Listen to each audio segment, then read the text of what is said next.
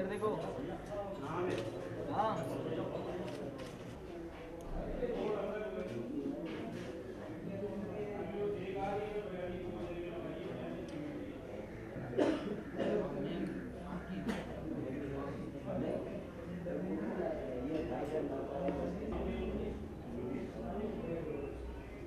इधर देखना।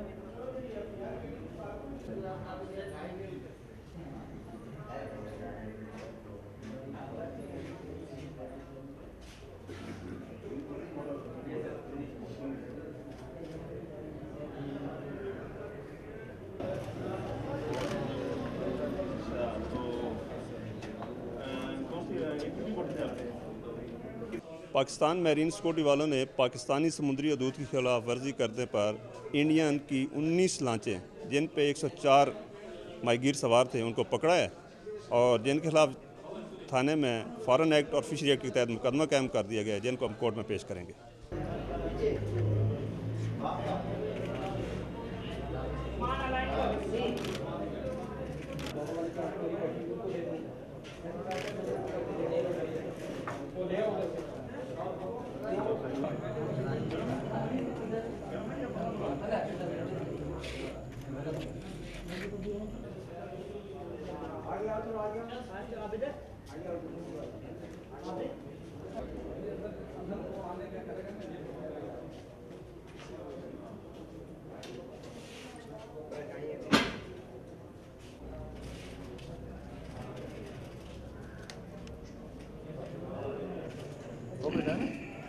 बेटा ऊपर देखो, ऊपर देखो, ऊपर देखो।